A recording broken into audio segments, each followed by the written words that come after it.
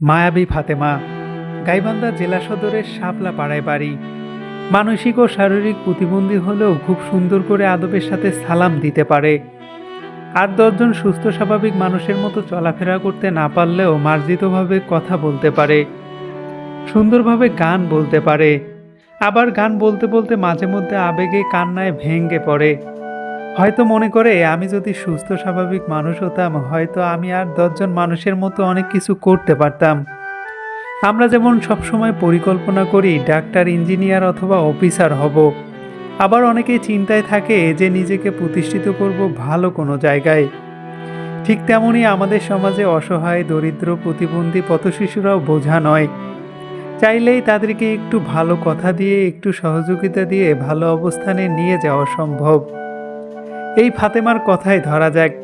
মানসিক প্রতিবন্ধী, তারপরেও কত সুন্দর গান গাইতে পারে। এটা তার একটা অন্যতম প্রতিভা। বাড়ি কই তোমার? ওয়ালাইকুম। বাসা কোথায়? কোথায় বাসা? আরে তোমার বাসাটা শোনা লাগবে না? তোমার বাসাটা কই? শাপলাপাড়া। ও, কিছু খাবা নাকি? এদিকে আসো। কি খাবা? এদিকে আসো। তুমি না গান গাইতে পারো সুন্দর? একটা গান শোনাও দেখি একটা। হ্যাঁ, একটু শোনো। একটা গান শোন। আসসালামু আলাইকুম ওয়া বারাকাতুহু। ওয়ালাইকুম আসসালাম। কোন কথা না? বলো একটু সুন্দর করে বলো। আপনি এই বললেন ওয়ালাইকুম আসসালাম বলেন। আসসালামু আলাইকুম। ওয়ালাইকুম আসসালাম।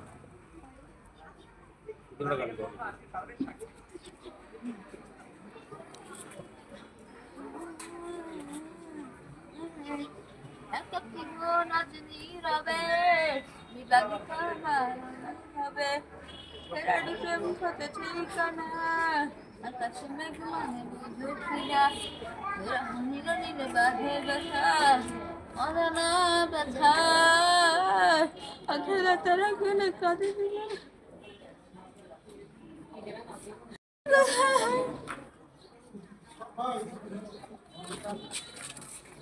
বলো। না হ্যাঁ? আপনি কোথায় গেলেন না না না। না না এমনি আচ্ছা আঙ্কেল হ্যাঁ, নাম কি আপনার আমার নাম বাবু।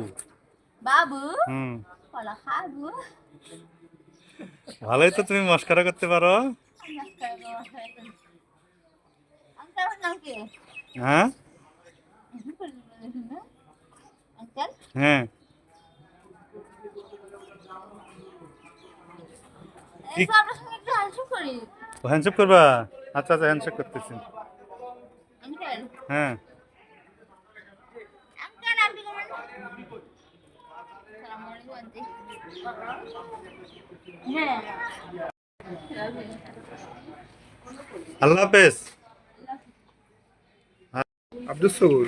আর আব্বুল না তোমার আব্বুর নাম? আব্দুল সাহেব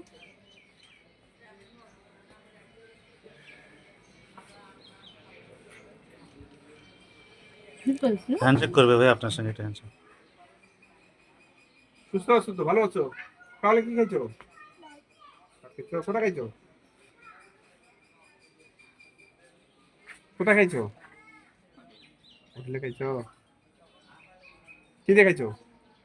বল ডাল দিয়ে। আপনি আমি তো সকালবেলা লাউ দিলাম আছে লাউ আর ডিম দিয়ে পাকাইছে, আর আছে ইয়া সর্ষে শাক দিয়ে খাইছে। আন্টি আজ কথা খানি কেমন হুম, আন্টি তা খানি কেমন ভালো ভালো। এর কাটে দিবেন তার বাবু 24 ছিল। 24। আমি তো আর বাড়ি যাওয়ার সুযোগ পাবো না, বুঝলেন না?